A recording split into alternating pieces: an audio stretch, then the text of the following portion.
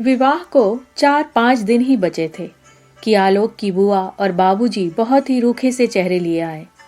टुन्नन gate पर तोड़न सजा रहा था। दौड़ा दौड़ा भीतर गया। कुर्ते की बाह से चश्मा पोंछते जल्दी से कांत बाहर आए। अपने हाथ से कुर्सियों की धूल झाड़ी। श्यामल सरकार से तो कुछ बोला नहीं गया। उदास सी आंखें नीचे किए चुपचाप बैठे रहे। बुआ ने गला साफ करके बात आगे बढ़ाई और सारे घर पर जैसे गाज से गिर पड़ी।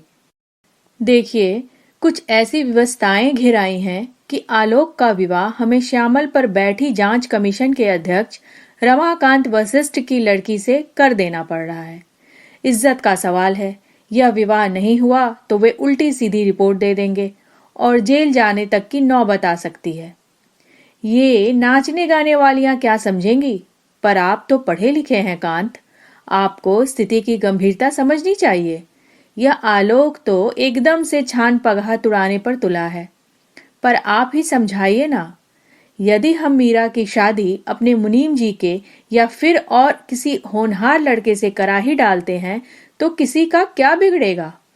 आपकी भी जिम्मेदारी निपटेगी, हमारा भी मान रह जाएगा।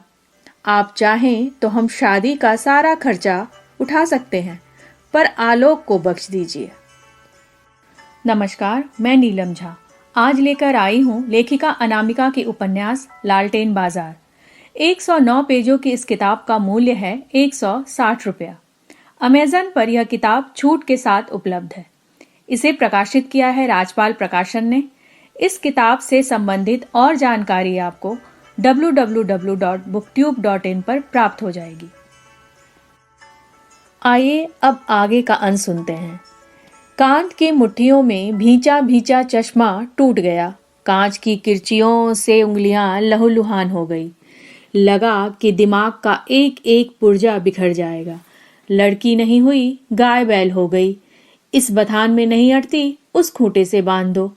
हर चेहरे पर काले उदास साए उतर आए। अफजल और टुन्नन तो मारपीट के लिए तैयार थे, पर हुआ वही जो होना था। सारी तैयारियां तो हो ही चुकी थी। मंडप बंध चुका था।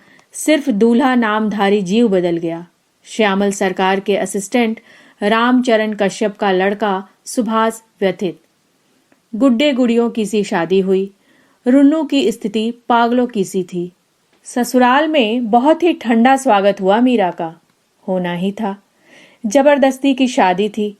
सरकार साहब के असिस्टेंट ही तो थे काश्यप जी। उनकी बात कैसे टाल सकते थे?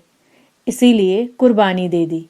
वरना गायिकाओं के घर की ऐसी लड़की जिसके पिता का कोई अता पता ही नहीं हो, जिसकी माँ का नाम किसी मुसलमान के नाम से जुड़ा हो और लौकिक कसौटियों पर जिसका अपना चरित्र भी संदिग्ध ही हो, उसे अपने घर की बहू बना लेना क्या कम जोखिम का काम था? खानदान की इज्जत मिट्टी में मिलकर रह गई। लालटेन बाजार 1977 की इमरजेंसी की पृष्ठभूमि पर लिखा गया उपन्यास है। लेखिका का यह पहला उपन्यास 1983 में पर कौन सुनेगा शीर्षक के नाम से प्रकाशित हुआ था।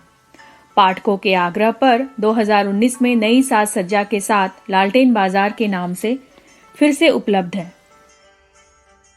आप सभी की तरफ से बुकट्यूब को जो स्नेह मिल रहा है उसके हम सब आभारी हैं। साथ ही हम चाहेंगे कि आप सब इसी तरह हमें उत्साहित और प्रेरित करते रहें।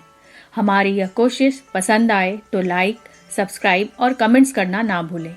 हम फिर हाजिर होंगे एक नई किताब के साथ। तब तक के लिए नमस्कार।